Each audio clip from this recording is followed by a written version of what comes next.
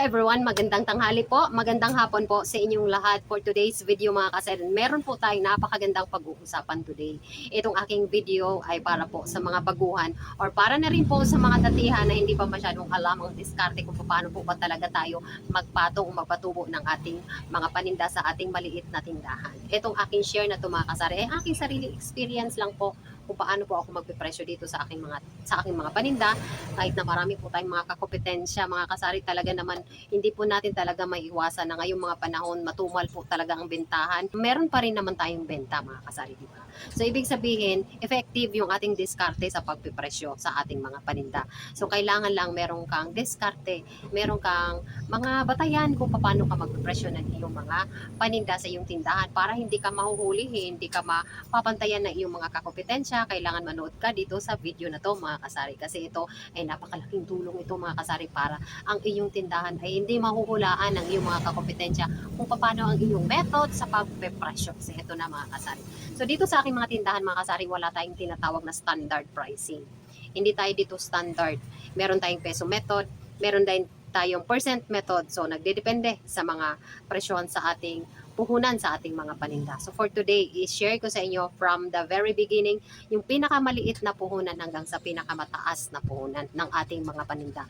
So alam ko naman na hindi tayo magkakalayo ng mga puhunan ng ating mga paninda. Nagdidiferensya lang tayo ng mga kukonti-konti mga kasari, pero alam ko makakasunod kayo dito, makakasabay kayo sa method ng aking pagpipresyo dito sa aking maliit na sari-sari store. Ayan, so for today, ito na mga kasari. Start tayo sa ating mga condiments. Yung mga condiments natin mga kasari, alam ko ang mga presyohan dyan, start niyan sa mga 4 point something. So 4 point something ang ating puhunan, benta natin ay 6 pesos. Kung ang puhunan naman ng mga condiments natin ay 5 point something, so ang benta natin ay 7 pesos. Ayun. So kung ang iyon namang mga puhunan dyan ay naglalaro sa 6 point something, bentahan mo dyan dapat ay 8 na mga kasari. So ang puhunan naman ng yung paninda ay naglalaro sa 7 plus something, 7 pesos something, 7.5, 7.4, 7.3, basta 7 something, ang benta natin dyan ay 9 pesos. Yun po ako magpipresyo ng aking mga paninda. Kung halimbawa ang paninda mo, ang puhunan mo ay 10 point something, so doon na tayo sa 12 pesos. Ganun po. Pero kung nandyan na sa 12 something, 15 na tayo dyan mga kasari. Halimbawa, 12.20, 12.30, 12.50, 15 pesos na po ang ating bentahan dyan mga kasari sa mga maliliit na presyo na ganyan. So kung ikikwenta mo yan sa rounding off, it's about 20% up yan. Kasi maliliit niya lang yan na presyuhan. Pero kung nandyan ka na mga kasari sa 20 pesos na puhunan, of course, gamitan mo na ng 20% yan. Magiging 24 na yung 20 pesos mo. Ang iyo namang basta, ma-start ka sa 20 hanggang 29, 20% tayo dyan. Ayan ang pagpapresyo. Halimbawa, kasi 20 pesos times mo sa 20%, so benta mo dyan ay 24.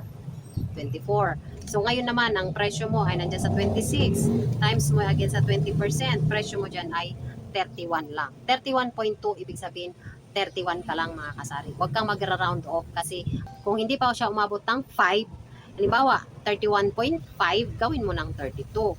31.6, gawin mo ng 32.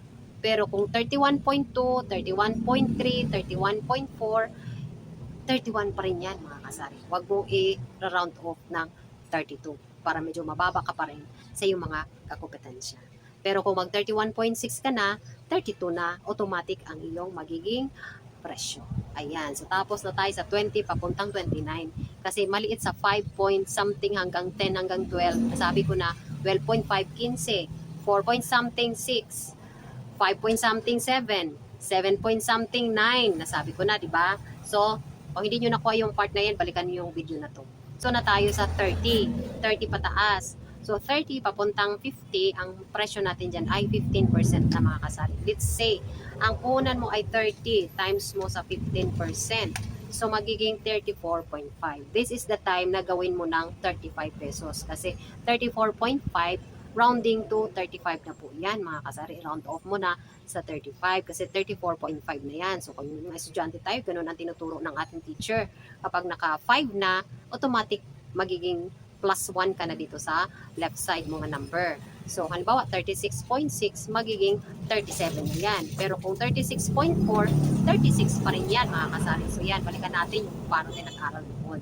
So, yun. So, dito, ayun na yung presyo sa 30, magiging 35 pesos automatic. So, pag 50 naman, 50 times, direct na tayo, mga kasari, 15%.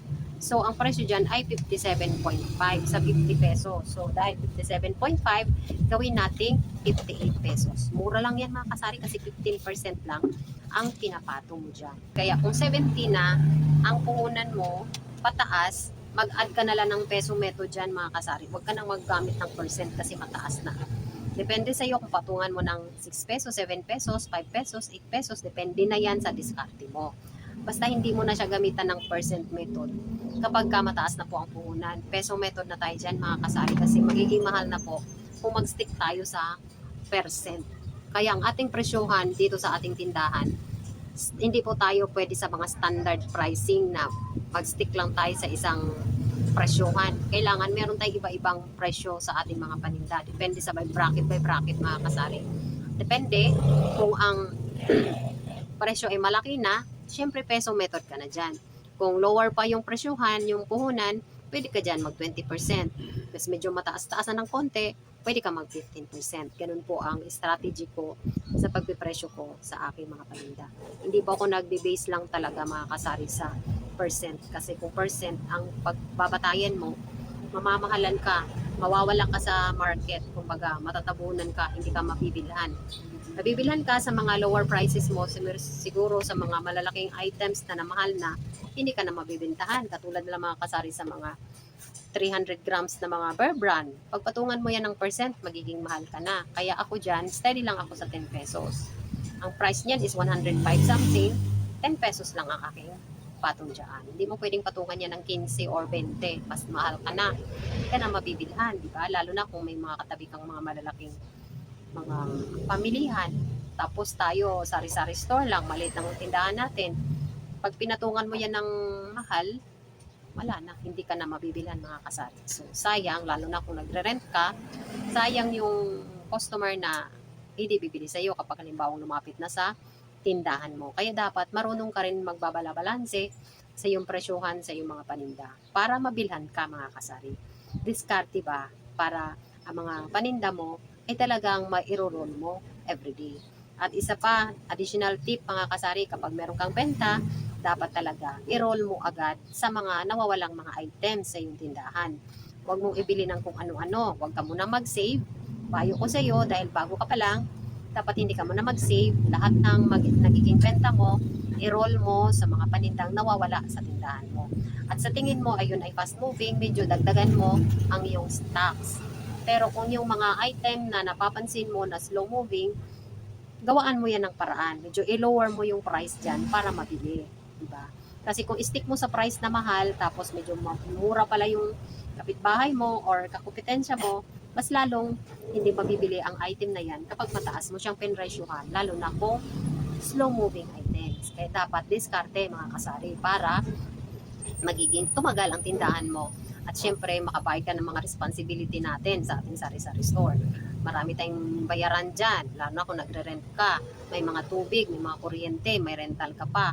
At what if wala ka pang ibang hanap buhay, walang ibang another income na papasok sa family. So, ang gagawin, isa tindahan talaga kukuhanin. Kaya dapat, kapag meron kang benta, i-roll mo kaagad, mga kasari, para hindi makompromise ang benta mo at talagang babalik sa tindahan mo.